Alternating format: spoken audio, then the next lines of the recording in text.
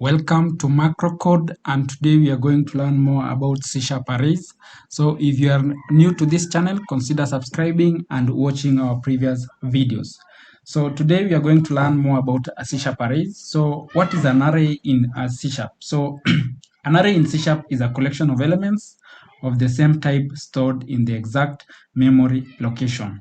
So in C#, an array is an object of base type system.array.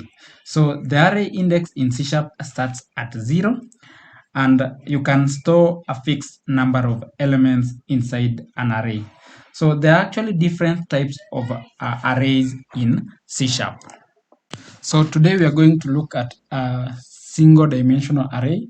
So an array, as we have just indicated, is they are used to store multiple values in a single variable instead of declaring a separate variables for each value. So to declare an array, you define the variable type with the square bracket. So assuming we want an array holding cars, so we'll do this, the data type, then the square brackets, then we say this is an array of cars.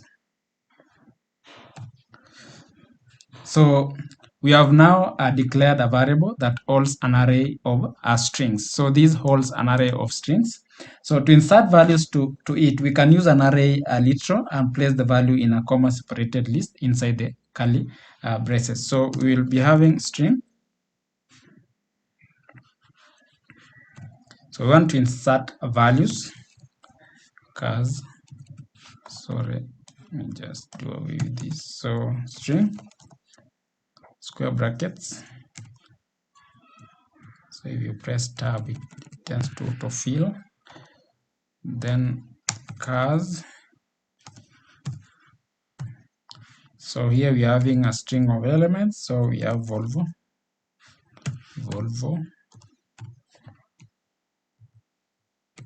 BMW, we have Ford,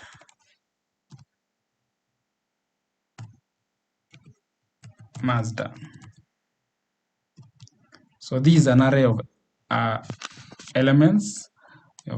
So you can do away with this. So we have actually declared, initialized an array, and we have actually provided the values. So to create an array of integers, we can also do the same. So this is an array of strings. So you can do an array of integers. So it will be the data type, then square brackets, then employees, then we provide the values. So the integers will be just doing this. So that is an array of integers. So another way, you can actually specify the number of elements inside an array. So you'll do this, ni, then string, then square brackets. So then you indicate the number of elements. So it will be 4. So we are having 4 elements inside this array. So if you indicate 5, you'll find that we'll be having kind of an error.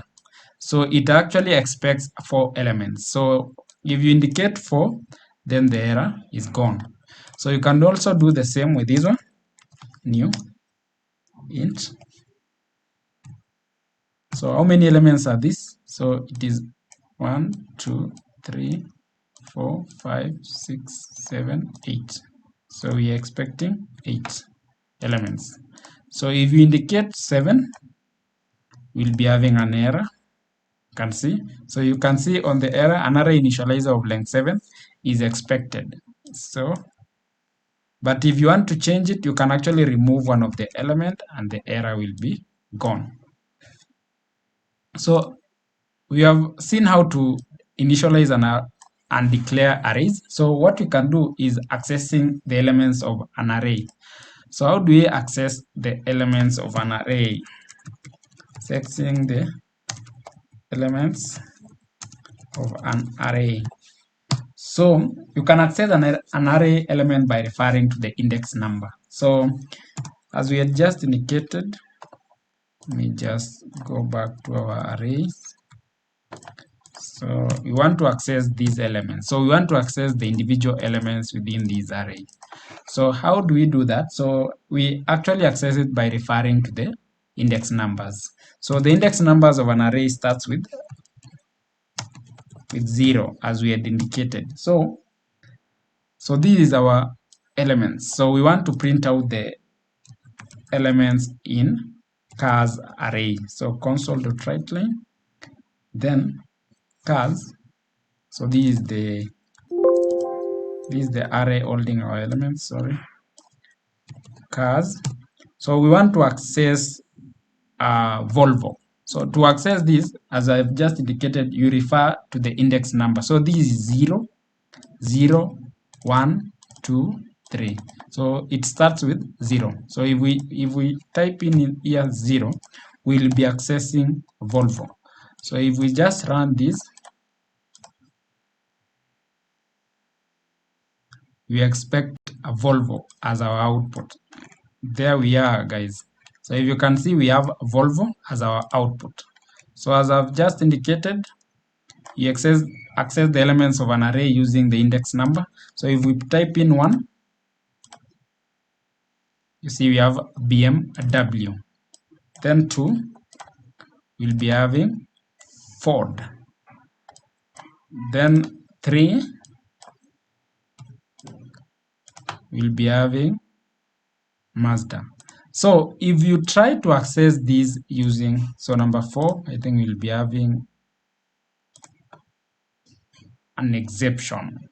So you can see, so the exception is index was outside the bounds of an array. So you're trying to access an element that is the index that doesn't exist. So an array index starts with 0. So 0 is the first element, 1 is the second element going forward. So another thing that you might need to know is to change the value of a specific element within an array. So how do we do that? So to change the value of a specific element, so we want to change the value of Volvo. So we can say cars. So that is the array. So you specify the index number, then you assign it to a new value. So our new value will be Opel. So if we do that, then we output. So we can say console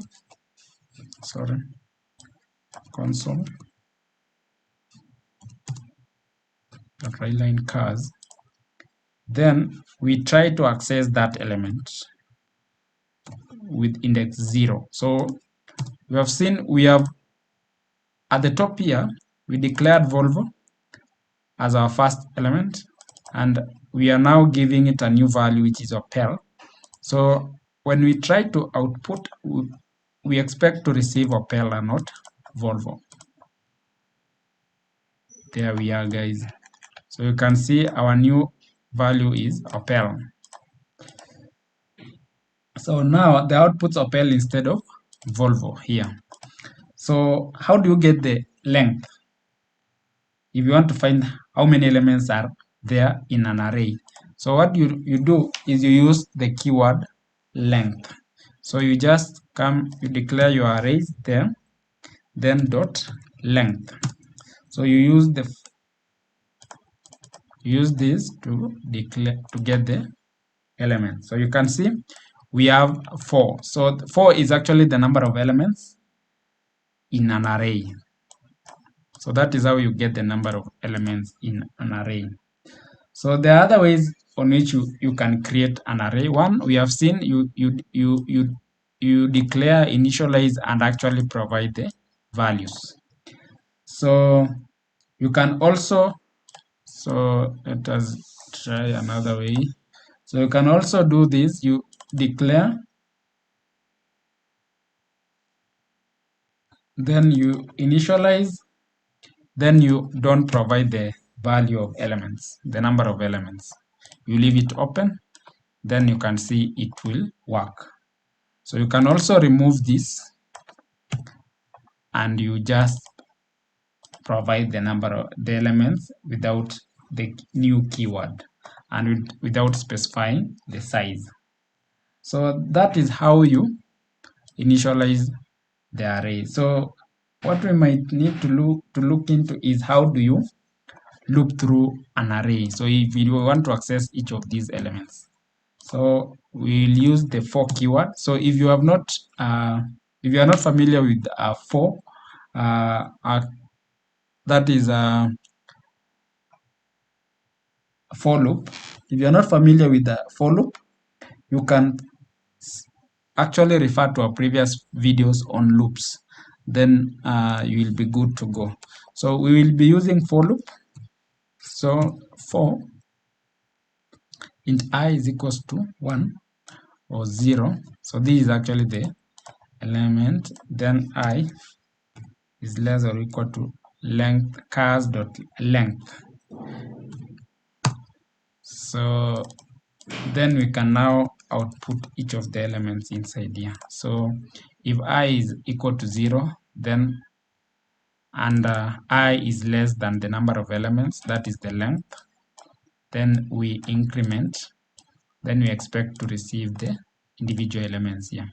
So if we run this, you can see we have Volvo, BMW, Ford, and Mazda. So that is one way of accessing elements. We are using for loop. So if you are not familiar with for loop, refer to our previous videos. So you can also use for each. So there is also for each loop, which is used exclusively to loop through the elements in an array. So how do you use that? So we can use for each, then so for each string car in cars. So we want to access each element in the, so for each string cars in cars, then we output car, which will be the element inside this array. So if we run this, then you can see we are getting Volvo, BMW, and Ford. So we are using for loop. So this is for each loop. So you can see we have used for each to access the elements inside an array, and also we have used for loop. So how do you sort an array? So there are many methods available for sorting an array. So one is a sort. So which sorts an array alphabetically or in ascending order. So sorting an array.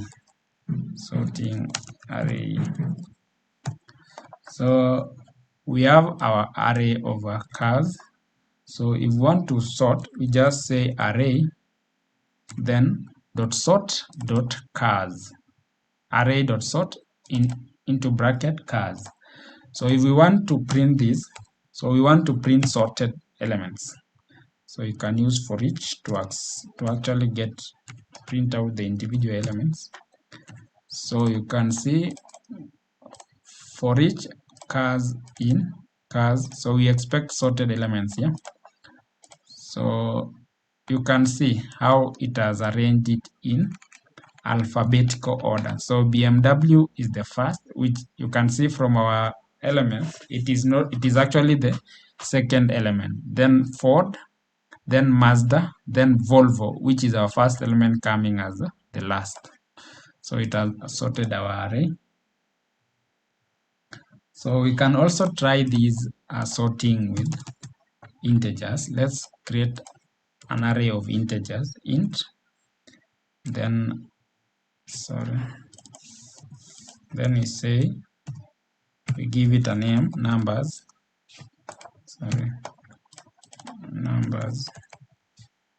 is equals to curly brackets, then 5, 6, 7, 8, 9. That's fine. You can separate these to be that way.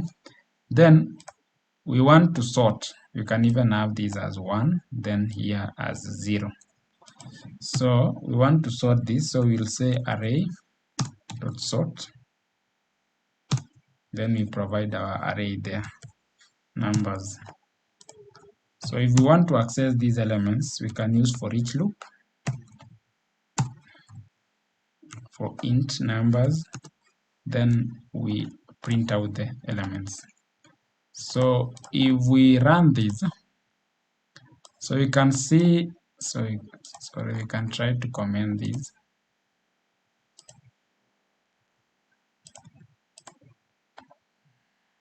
Or we can even get rid of it. So we can run this. So you can see it has sorted our elements. It starts with 0, 1, 5, 6, 8. And 0 is our last element in the array. So there are other useful methods in an array that you can use it. We have min, max, and sum, which can be found in the system.link namespace. So you can actually find the maximum number of the maximum number in the array. So for example, here in the, if I want to get the maximum number in this array, I can do this console.writeLine, then numbers, then I do max. It will give me it will return the largest number in my array. So if I run this, the largest number in an array is 8. So if we do min, we can also try another one. Min. So it will return that one. You can see it is 0. That's the minimum or the smallest number. So if I want to do sum of these elements in an array, I can do this. Then I do sum. Then I'll get my output. So the sum of, so as you can see, we have 20. If you add 5, 6, 8, or 1 and 0, then you'll get 20. So assuming that is sum, assuming we want to do an average of all the elements in an array, I'll do this average. So if I execute this, I'll be having the average of all those numbers, which is 4. So guys, that is it about arrays. See you in our next video.